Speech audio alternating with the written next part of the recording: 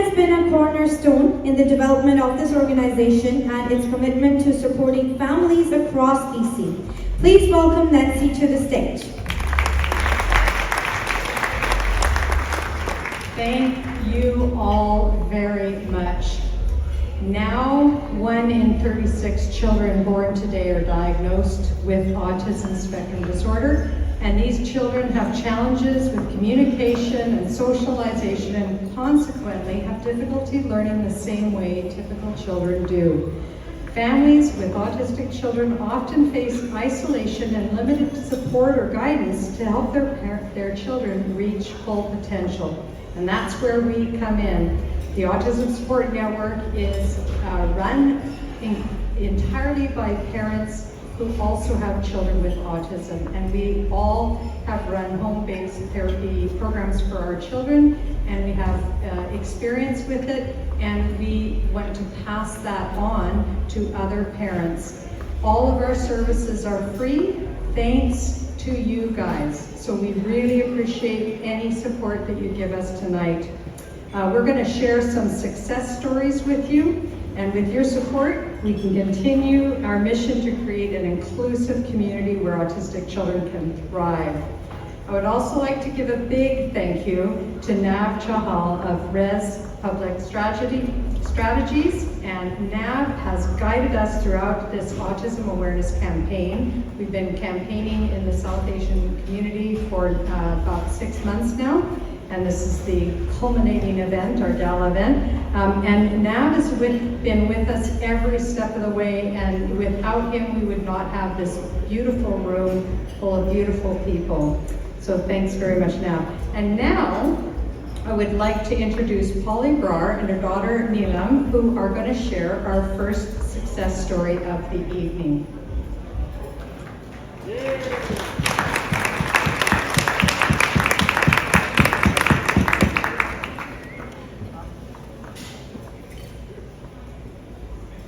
Thank you, Nancy.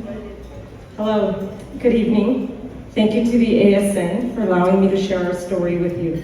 My name is Polly, and my daughter's name is Neelam. I first heard about this organization back in 2013, shortly after Neelam's diagnosis. I had been given information by Sunny Hill in the form of a pamphlet. I joined their email list and was alerted one day to a parent support meeting at the Surrey Sport and Leisure Centre. Nancy was giving the presentation, of course, and I met Dion, Louise, and Elaine that day, just to name a few. That was the first of many ASN presentations for me over the past decade. I learned about community resources, school advocacy, and therapy options from them. After these presentations, I began to set up our own ABA home team, hire staff, and collaborate with various community supports. It even got me involved at the Surrey School District level with the Parent ABA Advisory for a number of years. With Neelam's permission, I'm going to speak briefly about her program. Her biggest area of focus at diagnosis was her speech, which was not very clear. She was very chatty, and still is, but her speech wasn't understandable. It was a lot of nonsensical words, or words out of order as well. We focused a lot as a team on pronouncing words, slowly building up language, teaching her proper grammar, conversational skills, and social skills. We did this both at home and at school. Although I'm not a speech pathologist, I can say that her speech has come a very long way. She is now in grade 9 in mainstream classes at high school and is really enjoying it. It wasn't always easy. There were a lot of challenges with having a team to manage at home. I reached out to the wonderful ASN members for guidance, and I'm so thankful for their advice over the years. We started noticing Neelam's love for music very early on, trying to sing and play instruments. We introduced her to piano at the age of 5, and she still plays. She decided 3 years ago that she wanted to start vocal lessons, and last year she also added the guitar. Her path into music is definitely starting to take shape. I will never forget her grade 2 teacher telling me that every time they sang "O Canada" in class, Neil's patriotism was very audible. She was singing the loudest. And Mrs. Schneier would look forward to this every week, as would Neil's support worker, Miss D.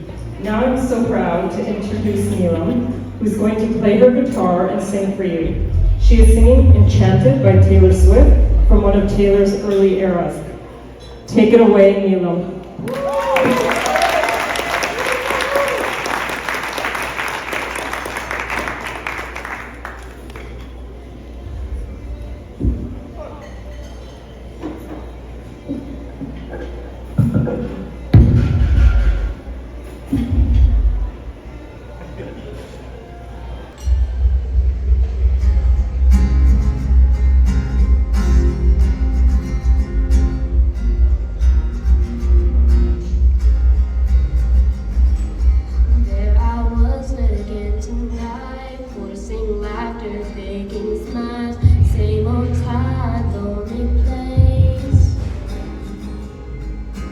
Walls of insincerity, shifting eyes and vacancy, vanish when I saw your face.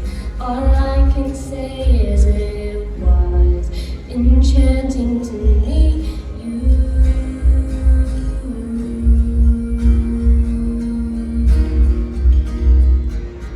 Your eyes whispered how we met, crossed the room, your silhouette starts to make its way to me.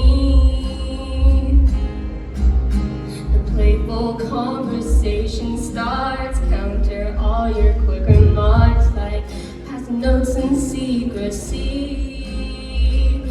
And it was enchanting to meet you.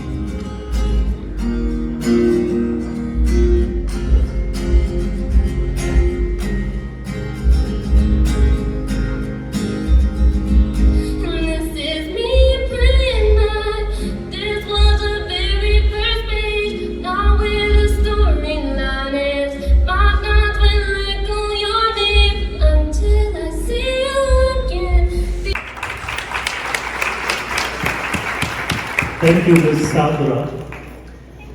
I think I got it right. Sadhara. I keep on getting wrong, but Sadhara. One day I will get it right. It's an honor and a privilege to be speaking in front of you. And I see a full house.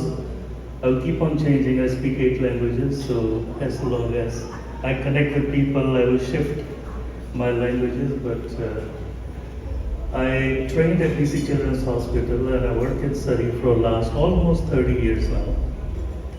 Me and my daughter now, drbhurji, from last year, we have joint office in Surrey and she has another office in South Surrey. So we like to help children, that's our passion. Because they are tomorrow's leaders, they are the building block. So their physical, mental, emotional and spiritual well-being is extremely important. And sometimes nature through neurodiversity or whatever reasons we can say, creates a situation when a child is brought to us referred by their family doctor, suspicion of autism spectrum disorder. This first meeting is very emotional for the parents, especially in my culture, like about roughly 45% of my practice is Punjabi speaking, then Hindi speaking, Urdu speaking, Tamil speaking, Gujarati, Marathi, whole bunch of people, because Canada is a multicultural country and ethnic diversity prevails over there. So we listen to them, go through our screening process, and we say, yeah, we need to do the next step, which is called autism assessment. Now the trouble is, when I started about 30 years ago, and I was mentioning to Deepika and other people, we had a meeting a couple of weeks ago in my office, that we used to have one kid every few months with suspicion, and we are now seeing 1 to 2 every day. So the spectrum has changed tremendously in the last 30 odd years. In those days, Neelam, by the way, you sang so nice. You know, Neelam, you're precious. Neelam is precious stone. And you sing so nice. I'm very proud of you. And actually, I wanted to wear something like my friend is wearing there, and that's my natural wearing clothing. But I was prohibited because I'm going to be a guest speaker. So I love your attire. That's my usual attire when I go to functions. Coming back to where we are, the diagnostic takes a lot of time, and the critical period is wasted. So we have in-house Honorable Jagru Barar, Minister with us, who has been very kind to our city, and he has won for 6 terms. A rookie, and he's a tall guy who has played sports, basketball, won a lot of medals. I know his history from way behind, and he's a public servant, and we would encourage that we should have a autism assessment service in Surrey also, because roughly 70,000 children live in Surrey, out of 608 or 9 or 10,000 you can say, or illegally the Surrey's population is close to 800,000, because we are not able to count everybody. And what was mentioned, 36, one child most likely is on the spectrum. So technically in Surrey alone, 2,000 kids are on the spectrum. The wait period at Sunny Hill Health Center is 2 years plus now. Now imagine a 2-year-old coming to my office.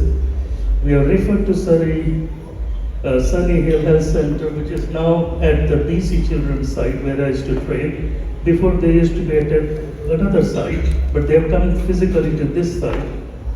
So their call coming to the parents is after 2 years. And most of the time these children are almost ready, going to school now. And the critical period of applied behavior assessment, the therapies, is kind of delayed. And below 6 years of age, the child will get 22,000 per year by the government of British Columbia for the therapy. After age 6, it drops down to 6,000. So sometimes variety, Children's Charity do help, and I have their number also memorized, 604-310-KIDS. Depending on the family income, they assist them to get it done privately. Because the private assessment used to be 2,500. Now yesterday a family told me it's 4,000. So after COVID, everything has gone up. So the parents are struggling with the diagnostics to get the services, and that's where the Autism Support Network holds their hand. And they hold them, they guide them, they counsel them, they give them information in multiple languages, they guide them through this stormy phase. I've seen about roughly 5 to 10% of the children with autism spectrum disorder doing extremely good. Global temperature, maybe micropollutants, plastics, you can name anything. But on the defensive mode, every child is precious.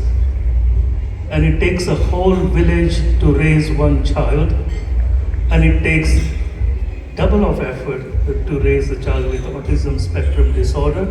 But together, why don't we hold each other's hand just to demonstrate? Please, can you hold hands next to your person?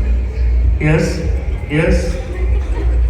Everybody, सारे अपने अपने हाथ दे नाल फड़ लो, क्योंकि एक दूजे दी बांह फड़नी सब तो वड्डी गल हुंदी है। इत्थों संसार चों लैके कुछ नहीं आए, ਖਾਲੀ ਹੱਥ ਆਏ ਹਾਂ ਤੇ ਖਾਲੀ ਹੱਥ ਜਾਣਾ what I was saying that we come empty hand and we go empty hand but totally wheelchair accessible. I'm a White Rock City Councillor, as was said, and I've been an advocate for people with disabilities.